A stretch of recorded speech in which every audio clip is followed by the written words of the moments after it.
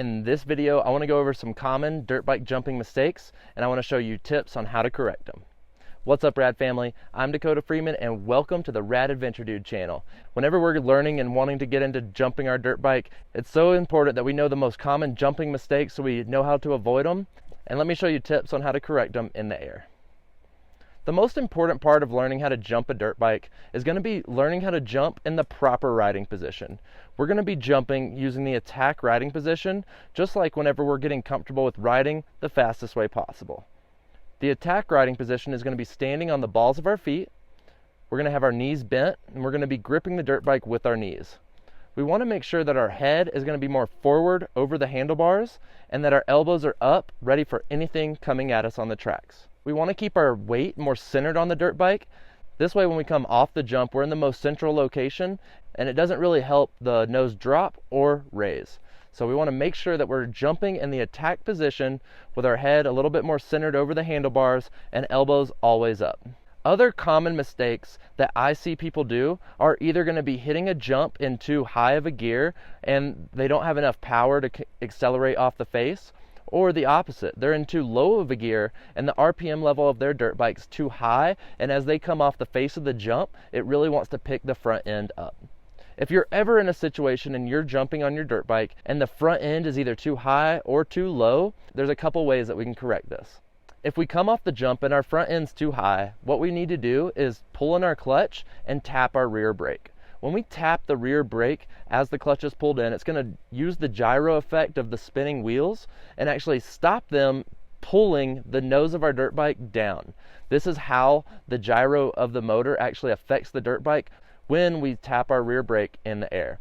Always make sure you have the clutch pulled in, or else the dirt bike will stall, and this is going to lead to a disaster. So make sure if your nose is too high, you pull in that clutch and you tap the rear brake, and this is going to help level you out. If you were to come off the jump in too high of a gear and your RPMs are too low, it's going to really want to make your nose drop.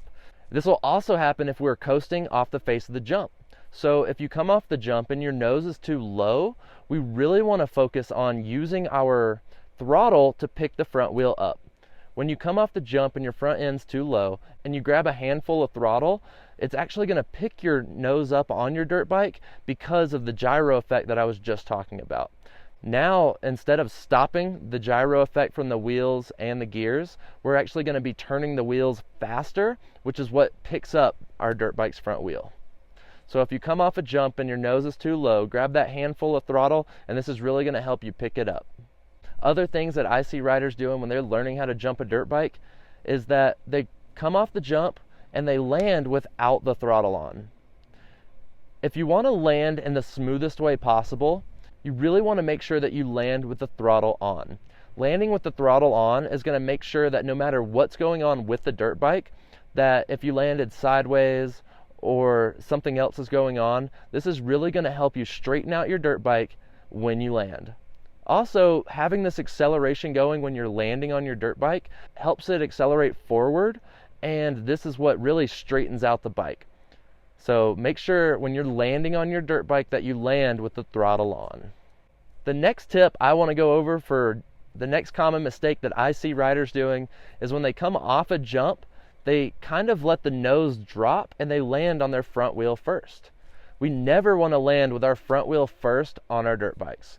We always want to make sure that we're landing with our rear wheel hitting the ground first. This is very important because our rear wheel has a lot more suspension and our handlebars are not connected to it at all. So as we land with the rear wheel hitting the ground first, this allows time before our front end touches the ground, making it much smoother for us and our handlebars when we're landing.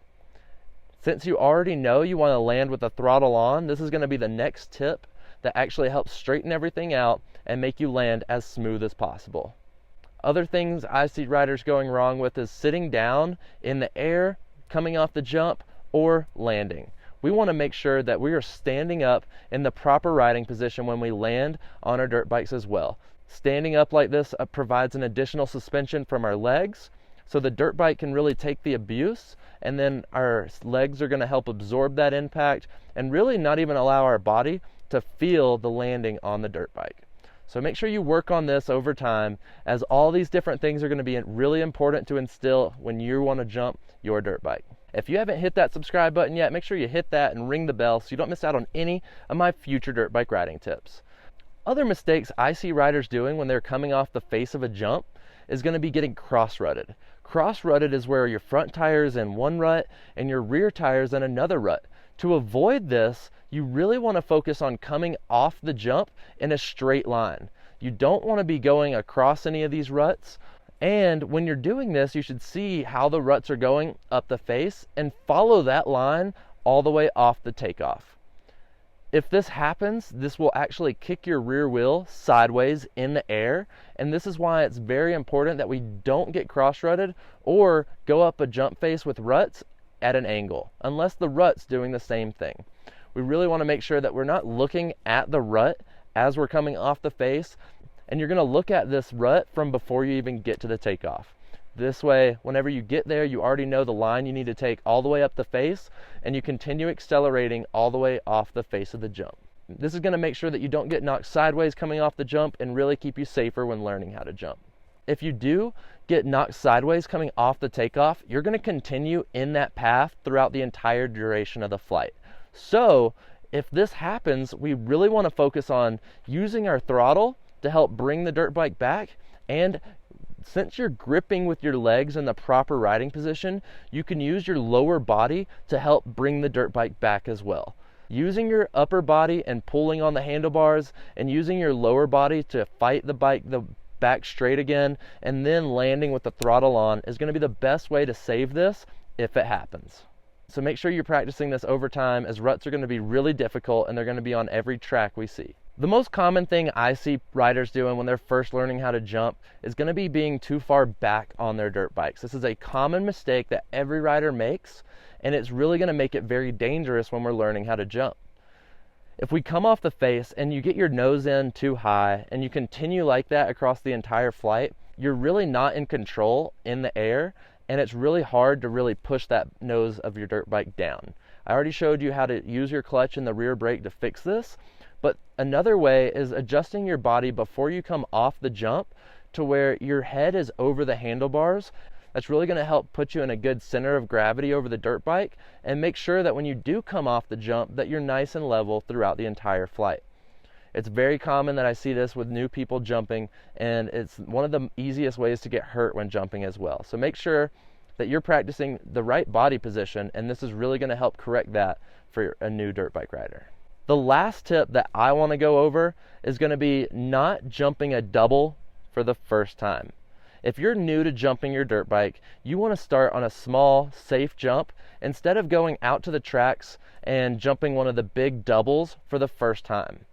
We want to start on tabletop jumps, which are going to be where they have a face and it stays flat across the entire jump and then has a landing as well.